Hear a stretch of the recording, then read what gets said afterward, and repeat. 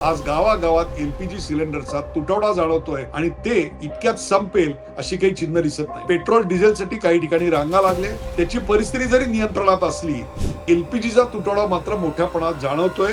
हे केंद्र सरकारनं देखील मान्य केलेलं आहे. कोरोनाच्या नंतर आता कुठे आपण जरा स्थिर स्थावर होत होतो. सत्य परिस्थितीला अतिरंजित करून सांगायची वृत्ती मला जास्त दिसते. बातम्यांमधून ते पॅनिक बाईंगला सुरुवात झाली. त्याला एक भरीसभर म्हणून ती काय लोक साठेबाजी खूप मोठ्या प्रमाणावर करायला लागलेले आहेत. आज देखील युद्ध जेव्हा 5व्या आठवड्यात आहे तेव्हा ते नेमकं केव्हा संपेल हे कुणीच सांगू शकत नाही. कदाचित स्वतः ट्रम्पही हे सांगू शकत नाही, अशी आत्ताची परिस्थिती आहे. नमस्कार प्रेक्षक, डॉक्टर उदय निरगुडकर शो मध्ये आपल्या सगळ्यांचं मनपूर्वक स्वागत. आपण पाहताय उदय निरगुडकर शो. आजच्या भागामध्ये एक विशेष चर्चा करायची आहे, ती म्हणजे आज गावागावात एलपीजी सिलेंडरचा तुटवडा जाणवतोय आणि त्यातून एक भीषण युद्धसदृश्य परिस्थिती निर्माण झाली आहे. अशा प्रकारची अवई उठवण्यात येते, त्याविषयीच मला आज स्पष्टपणे बोलायचंय. इस्रायल आणि इराण यांच्यातलं जे युद्ध आहे ते आता जवळपास 5व्या आठवड्यात जाऊन पोहोचलंय आणि ते इतक्यात संपेल अशी काही चिन्ह दिसत नाहीयेत. त्यामुळे पेट्रोल डिझेलसाठी काही ठिकाणी रांगा लागले. त्याची परिस्थिती जरी नियंत्रणात असली, एलपीजीचा तुटवडा मात्र मोठ्या प्रमाणात जाणवतोय. हे केंद्र सरकारनं देखील मान्य केलेलं आहे. त्यामुळे आज युद्ध चालू झाल्यानंतर 5व्या आठवड्यात नेमकी काय परिस्थिती आहे ती आपण जाणून घेतली पाहिजे. याचं कारण परिस्थितीची भीषणता अतिरंजितरित्या माध्यमातून आणि विशेषतः सोशल मीडियातून आपल्या समोर येते आणि त्यातूनच एक प्रकारे अराजकतेला आपण आमंत्रण देतोय का अशी शंका मला येते. म्हणून मी हा कार्यक्रम आजचा तुमच्याकरता करतोय. ही वस्तुस्थिती आहे की लिक्विफाईड पेट्रोलियम गॅस जो आपल्या सिलेंडरमध्ये भरलेला असतो, तो 80% त्याचा जो पुरवठा आहे तो आपल्याला परदेशातून येतो आणि तो परदेशातून येणारा जो पुरवठा आहे तो होर्मझच्या समुद्रधुनीतून येतो आणि त्या होर्मझच्या चिंचोळ्या समुद्रधुनीवर आता जर नियंत्रण कोणाचं असेल तर ते इराणचं आहे. त्यामुळे इराणच्या जहाजावर हल्ला करू शकणाऱ्या तोफा तिकडे सज्ज आहेत, ड्रोन सज्ज आहेत. अनेक जहाजांवर तसे हल्ले देखील करण्यात आले. त्याचे खलाशी मृत्युमुखी देखील पडले. त्यामुळे शेकडो नव्हे तर अक्षरशः हजारो जहाजं तिकडे रांगेत उभी आहेत आणि त्यातून जगातल्या अनेक भागामध्ये होणारा जीवनावश्यक वस्तूंचा आणि विशेषतः इंधनाचा सप्लाय खूप मोठ्या प्रमाणावर प्रभावित झालाय. ही वस्तुस्थिती आहे. रेस्टॉरंट्स आहेत तिकडे याची झळ खूप मोठ्या प्रमाणात जाणवते. याचं कारण गॅस सिलेंडरच्या तुटवड्यामुळे हॉटेलांनी आपले जे पदार्थ होते त्याची यादी कमी केली. जे 12-14 तास चालायचे ते 6 तासावर आले आणि सर्वात महत्वाचं म्हणजे हे पदार्थ कमी केले. त्यामुळे ग्राहक कमी झाला आणि ग्राहक कमी झाल्यामुळे हाताला काम नाही. त्यामुळे जे डेली वेजेसवर काम करायचे असे अनेक मजूर आता आपण आपल्या गावी परत जावं की काय अशा विवंचनेत असताना त्यांच्यावर सोशल मीडियाच्या माध्यमातून काही अतिरंजित आणि चुकीच्या बातम्या गेल्या तर मुळातच घाबरलेला, बेदरलेला, हातावर पोट असणारा हा समाज आणखीन घाबरून जातो आणि त्यातून एका अराजकतेला निमंत्रण मिळतं. कोरोनाच्या नंतर आता कुठे आपण जरा स्थिर स्थावर होत होतो, ठीक होत होतो, त्याच वेळेला अशा प्रकारचं मोठं संकट येणं आणि त्याच्यात भर पडणं ती अतिरंजित असत्य कथनाची, म्हणून हा कार्यक्रम करणं अत्यंत गरजेचं आहे. सरकारनं उपाययोजना करताना जो कमर्शियल गॅस हॉटेल, रेस्टॉरंट्स इकडे दिला जातो त्याच्यावर कठोर निर्बंध आणि त्याचे एक प्रकारे सप्लाय नियंत्रित केला. परंतु जो घरगुती गॅस आहे त्याला मात्र त्यांनी यातनं सूट दिली. त्याचा सप्लाय कुठे फार इम्पॅक्ट होऊ दिला नाही. याचं कारण तसं झालं असतं तर ब्लॅक मार्केटिंग करणाऱ्यांना, काळा बाजार करणाऱ्यांना खूप मोठी संधी उपलब्ध झालेली असती. आज देखील युद्ध जेव्हा 5व्या आठवड्यात आहे तेव्हा ते नेमकं केव्हा संपेल हे कुणीच सांगू शकत नाही. कदाचित स्वतः ट्रम्पही हे सांगू शकत नाही, अशी आत्ताची परिस्थिती आहे. परंतु याचे अनिश्चिततेचे ढग वाढत असताना एका देशानं, माध्यमानं, जनतेनं कसं वागलं पाहिजे आणि याविषयी आपल्या सगळ्यांच्या सामूहिक वर्तनामध्ये काही बदल घडावेत याकरता मी हा कार्यक्रम करतो. याचं कारण आपल्याकडे आलं काही की लगेच फॉरवर्ड करायची वृत्ती आपल्याकडे आहे. ही वस्तुस्थिती आहे की जे आपल्या दोन्ही वेळचं जेवण, नाश्ता, चहा या गोष्टी घरात नाहीत तर उपजीविकेसाठी 16-18 तास घराबाहेर असणारे किंवा आपल्या गावातून दुसऱ्या गावात उपजीविकेसाठी किंवा शिक्षणासाठी जी मुलं राहतात त्यांना याची सर्वात जास्त परेशानी फेस करावी लागते. ही वस्तुस्थिती आहे. विशेषतः ज्या ठिकाणी रेसिडेन्शियल स्कूल्स आहेत त्या ठिकाणी 19 किलोचे कमर्शियल सिलेंडर आता मिळत नाहीयेत. त्यामुळे तिथे खूप गंभीर प्रश्न निर्माण झालेला आहे.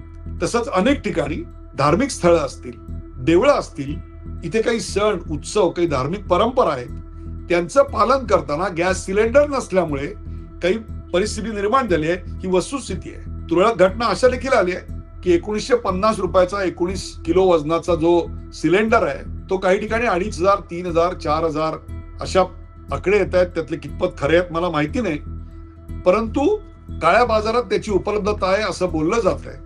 परंतु या अनेकदा सत्य परिस्थितीला अतिरंजित करून सांगायची वृत्ती याच्यामध्ये मला जास्त दिसते. मुळात मुद्दा असा आहे, एलपीजी घेऊन येणारा जरी जहाज आलं तरी दुसऱ्या क्षणाला ते खाली करून घेतलं आणि पुन्हा परत पाठवलं असं करता येत नाही.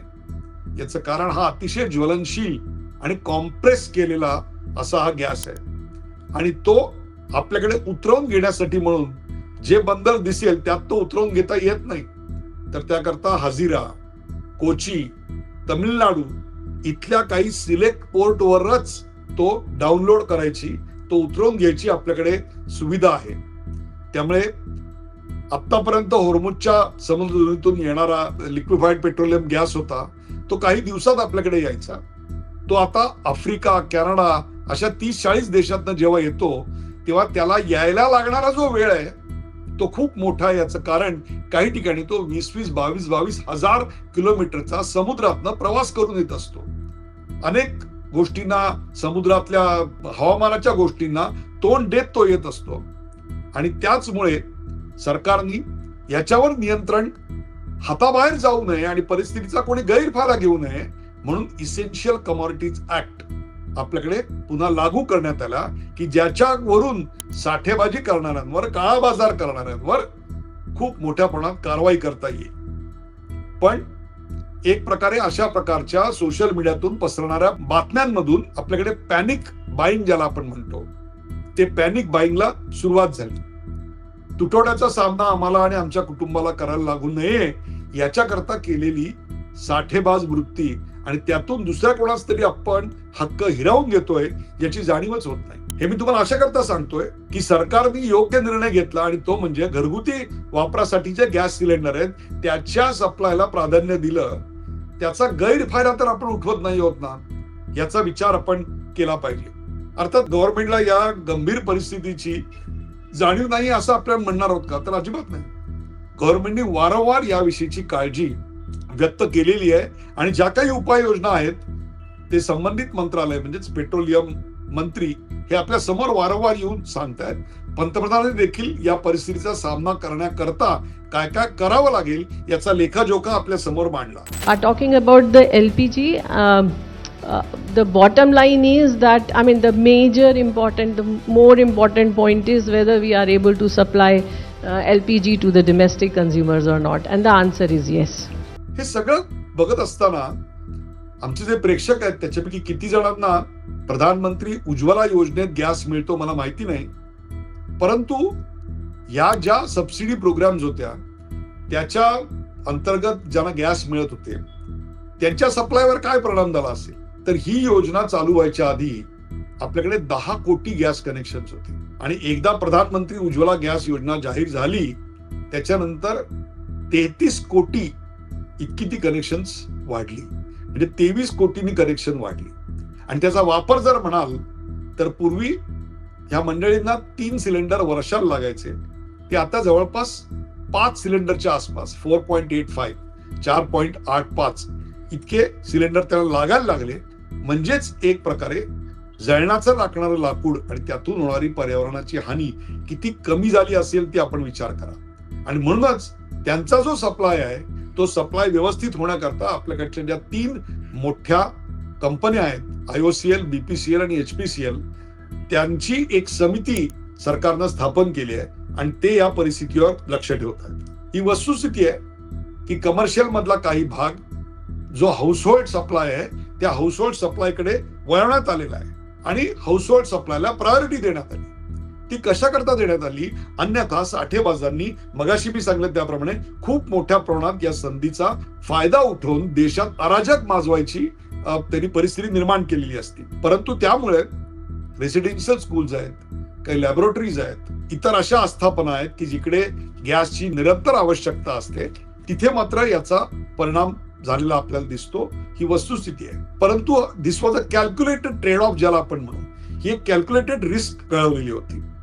सरकारने ही परिस्थिती सुधारण्याकरता, या परिस्थितीवर मात करण्याकरता, नियंत्रण करण्याकरता अनेक पावलं उचललेली आहेत. एक म्हणजे आतापर्यंत होर्मुझच्या समुद्रधुनीतून 3-4 देशांकडे येणारा जो एलपीजीचा सप्लाय होता, तो आता त्यांनी डायव्हर्सिफाय केला आणि जवळपास 30-40 देशातून तो सप्लाय येतो. अर्थात तो यायला वेळ लागतोय आणि त्या वेळेचं नियोजन हे आता या क्षणाला करणं आणि तो सप्लाय आणि डिमांडची चेन राखणं हे जरा आता खूप कठीण झालेलं आहे. याचं कारण त्याला एक भरीसभर म्हणून ती काय, लोक साठेबाजी खूप मोठ्या प्रमाणावर करायला लागलेली आहेत. त्यामुळे सरकारचं एक अभिनंदन केलं पाहिजे की त्यांनी सप्लायच्या प्रायोरिटीज ठरवल्या आणि त्या प्रायोरिटीमध्ये तुमच्या आमच्या घरातला गॅस तरी चालू ठेवण्याकरता आटोकाट प्रयत्न केले. ज्यांच्याकडे पाईपलाईन मधून गॅस येतो, पाईप्ड नॅचरल गॅस येतो, पीएनजी येतो, त्यांचे सप्लाय व्यवस्थित आहेत. त्यामुळे त्याची संख्या जास्तीत जास्त या नजीकच्या काळात वाढवणे याच्याकरता युद्ध पातळीवर पावलं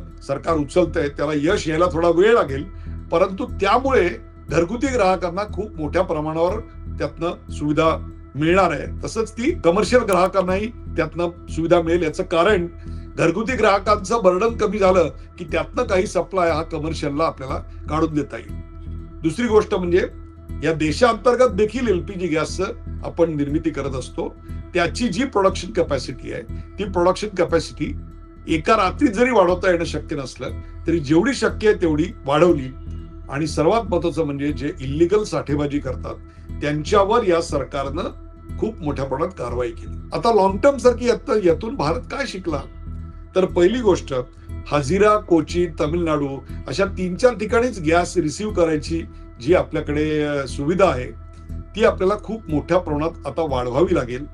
आणि मला खात्री आहे की आता ड्रॉइंग बोर्डावर त्याचा प्लॅन तयार झाला असेल आणि भारताच्या इतर भागांमध्ये देखील अशा प्रकारचं बंदर आणि सुविधा निर्माण करण्याकरता म्हणून भारतानं आता पावलं टाकायला सुरुवात केली असेल.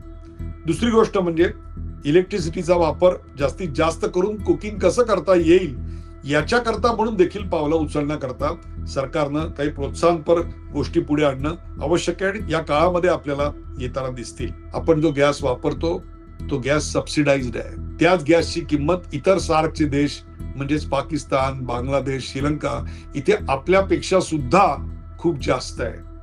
आणि त्यामुळे अशा प्रकारे सबसिडाइज रेटने मिळणारा गॅस त्याचीच जर आपण साठेबाजी करून या देशावरचं संकट अधिक गहिरं करत असू तर हीच एक प्रकारे देशविरोधी कृत्य आहे असं आपण म्हटलं पाहिजे. याचं कारण भारतामध्ये एलपीजीचे गॅसचे जे दर आहेत ते नियंत्रण करण्याकरता म्हणून ऍडमिनिस्ट्रेटिव्ह प्राइस मेकॅनिझम आपल्याकडे लागू केलेलं आहे. युरोपातल्या देशांमध्ये किंवा अमेरिकेत तुम्ही गेलात तर तिकडे ऍडमिनिस्ट्रेटिव्ह प्राइस मेकॅनिझम नाही तर मार्केट ड्रिव्हन प्राइसेस आहेत. म्हणजे जर मागणी वाढली तर गॅसची किंमत वाढते, मागणी कमी झाली तर गॅसची किंमत कमी होते. याच्यावरून भारतामध्ये गॅस सप्लायच्या बाबतीत सरकारनं किती काळजी घेऊन जीवनावश्यक वस्तू आपल्याला मिळतील आणि त्या वाजवी दरात मिळतील, योग्य वेळेत मिळतील याकरता काय पावलं इतकी वर्ष उचलली होती हे आपल्या लक्षात येईल. परंतु काही गोष्टी दूर करायला वेळ लागेल. तोपर्यंत कोणत्याही प्रकारची साठेबाजी न करता आलेल्या संकटाचा धीरानं सामना करणं अत्यंत महत्वाचं आहे. हा कार्यक्रम आपल्याला कसा वाटला ते आम्हाला जरूर सांगा. लाईक करा, शेअर करा, सबस्क्राईब करा. पाहायला विसरू नका डॉक्टर उदय निरगुडकर शो.